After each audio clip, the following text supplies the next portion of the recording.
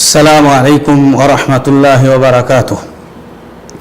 আলহামদুলিল্লাহি রাব্বিল আলামিন, আসসালাতু ওয়াসসালামু আলা আশরাফিল আমবিয়া ওয়াল মুরসালিন নবিয়িনা মুহাম্মদ ওয়া আলা আলিহি ওয়া সাহবিহি আজমাইন। যাবতীয় প্রশংসা ও গুণগান মহান রব্বুল আলামিনের জন্য, অতঃপর আমাদের নবী মুহাম্মদ সাল্লাল্লাহু আলাইহি সাল্লামের উপরে শান্তির ধারা বর্ষিত হোক। সম্মানিত শ্রোতা দর্শক, আমাদের সামনে মহামান্বিত মাস মাহে রমজান সমাগত। ইসলামের দৃষ্টিতে এই মাসের গুরুত্ব মহত্ব অপরিসীম। তার কারণ একাধিক বৈশিষ্ট্য কোরআন এবং হাদিসে উল্লেখ হয়েছে। এ মাসেই এক মহামান্বিত রজনীতে আল্লাহ তাআলা কোরআন মাজিদ নাজিল করেন। আল্লাহ তাআলা বলেন, শাহরু রমাদান আল্লাযী উনজিলা ফীহিল কোরআন। এই তো সেই রমাদান যে মাসে কোরআন মাজিদকে নাজিল করা হয়েছে। কোরআনুল কারীম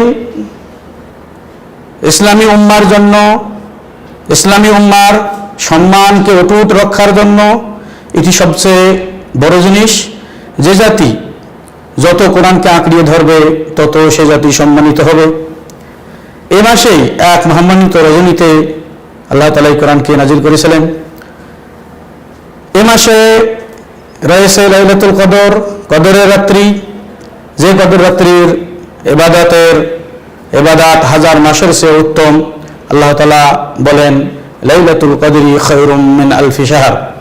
আর লাইলাতুল কদর হলো হাজার মাসের চেয়েও উত্তম। সম্মানিত উপস্থিতি, এ মাস এমন একটি মাস যে মাসে আল্লাহ তাআলা জান্নাতের দরজাগুলি খুলিয়ে দেন, জাহান্নামের দরজাগুলি বন্ধ করিয়ে দেন এবং শয়তানকে শৃঙ্খলাবদ্ধ করেন। আল্লাহ রাসূল সাল্লাল্লাহু আলাইহি ওয়াসাল্লাম বলেছেন, ইযা জাআ রমাদানু ফুতিহাত আবওয়াবুল জান্নাতি ওয়া গুল্লিকাত আবওয়াবুন নার। যখনই রমজান আসে তখনই জান্নাতের দরজাগুলি খুলিয়ে দেওয়া হয় এবং জাহান্নামের দরজাগুলি বন্ধ করিয়ে দেওয়া হয়। সম্মানিত উপস্থিতি, এ মাসে আল্লাহ তাআলা অধিকাংশ মানুষকে ক্ষমা করিয়ে দেন। অর্থাৎ রমজানের রাত্রিগুলিতে আল্লাহ তাআলা অধিকাংশ মানুষকে ক্ষমা করিয়ে দেন, যেমনটি রাসূল সাল্লাল্লাহু আলাইহি ওয়াসাল্লাম হাদিসে উল্লেখ করেছেন। আল্লাহ তাআলা আমাদের নবী মুহাম্মদ সাল্লাল্লাহু আলাইহি সাল্লামকে এই মাসেই বিশ্ববাসীর কাছে প্রেরণ করেছেন। উপরিল্লিখিত পয়েন্টগুলি প্রমাণ করে রমজানের কত গুরুত্ব এবং মহত্ব আপনার ইসলামে রয়েছে। রমজানের সাথেই সম্পর্ক রোজার সম্পর্ক। রোজা এমন এক সোম, এমন এক ইবাদত যার তুলনা অন্য কোনো ইবাদতের সঙ্গে হয় না।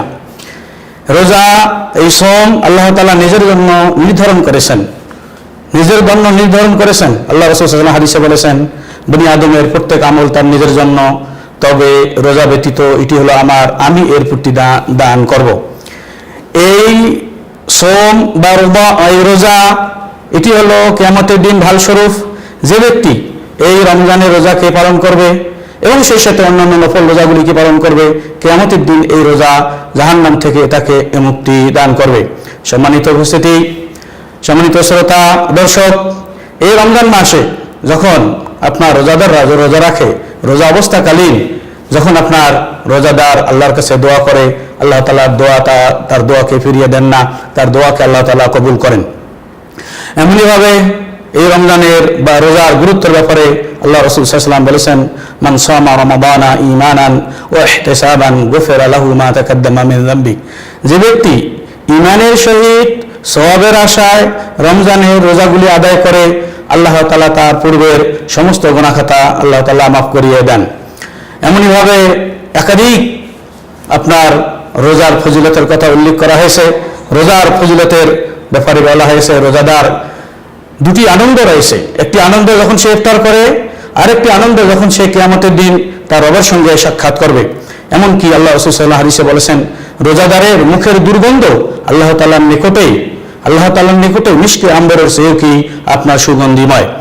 তো অবশ্যই আপনাকে আমাকে রোজার ব্যাপারে যত্নবান হওয়া দরকার।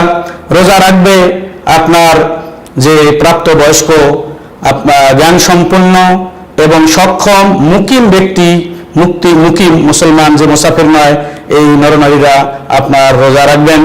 এই রোজা আপনার মানুষের অন্তরের যতগুলি অন্যায় অভিদ রয়েছে এর মাধ্যমে আল্লাহ তাআলা পুড়িয়ে দেন।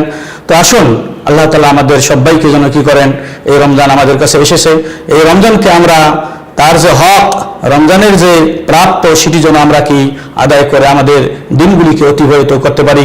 আল্লাহ তাআলার কাছে এই দোয়া রেখেই আজকে আমরা এখানে শেষ করছি। আসসালামু আলাইকুম ওয়া রাহমাতুল্লাহি ওয়া বারাকাতুহু।